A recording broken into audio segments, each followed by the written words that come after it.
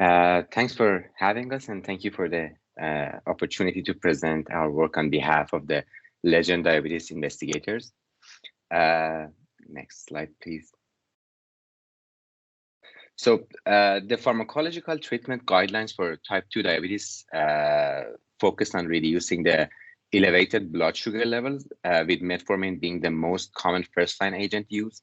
And most patients are also started on one of many second-line antihyperglycemic agents. These agents belong to different variety of drug classes and act via different mechanisms. In this study, we focused on 4 most widely used second-line drug classes. And the key aspect that we want to highlight here is that while these agents are used effectively for blood glucose control, there is substantial variability in how they affect cardiovascular risk. Specifically, 2 promising drug classes of GLP-1 receptor agonists and SGLT2 inhibitors have been shown to provide cardioprotective benefits in patients with type 2 diabetes, in contrast with sulfonylureas and DPP-4 inhibitors. However, the use patterns of these agents, particularly their selective use pattern across those with and without cardiovascular disease, have not been established previously. And in this study, we aim to address this challenge using international data sources within the OHDSI network. Next slide, please. Thank you. So our study follows a serial cross-sectional study design, capturing patient records from 2011 to 2021. We used 17 different databases across 8 countries, and all of these were both claims and EHR data sources mapped to the OMAP common data model. Next slide, please. So across all these databases, we identified 4.6 million adult patients with type 2 diabetes who only had prior metformin use without any prior second-line antihyperglycemic agent use. And we evaluated the yearly trends of proportionate initiation of the second-line agents in each database. We also compared the annualized change in the initiation of the cardioprotective agents in patients with and without cardiovascular disease using slope interaction testing. Next slide.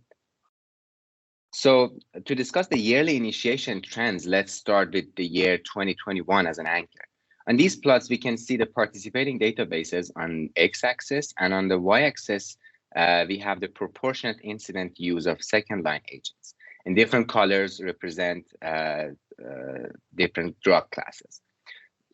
Next, please. So as we can see, the initiation of the cardioprotective agents, GLP-1 receptor agonists and SGLT2 inhibitors range from 35% at the VA health system to 68% at Columbia University. And outside the US, the uptake of these cardioprotective agents ranged from 15% in France to 55% in Scotland in 2021. And with that, I'd like to hand it over to my dear colleague and friend, Lovedeep. Thank you. Hey, thanks, Arya. So as we can see, talking specifically about individual drug classes now, in patients with established cardiovascular disease, on these graphs, we have the years on the x-axis and the proportional incident of GLP-1 receptor agonist use on the y-axis. From 2011 to 2021, the initiation of GLP-1s increased to around 25% across most US databases. However, as we can see on the middle box here, the uptake was less than 5% in the VA. The reason for this is explained by the fact that these agents are not included in the list of formulary drugs for the VA. So to get approval for the use of GLP-1s in the VA, the patients have to have tried at least one other second-line agent before they go for a GLP-1 receptor agonist. On the bottom plot here, we can see that the initiation was also low across non-US databases, reaching a maximum of around 14% in France in the year 2021. The next slide will show us the uptake of SGLT2 inhibitors in patients with cardiovascular disease.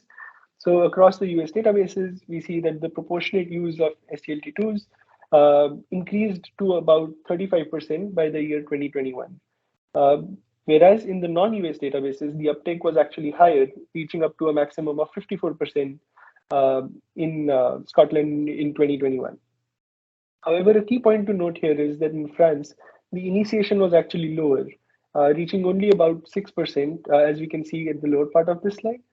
This is explained by the fact that the French guidelines did not actually recognize SGLT2s as a second-line agent for antihyperglycemic indications until very recently, and now we can see an uptick.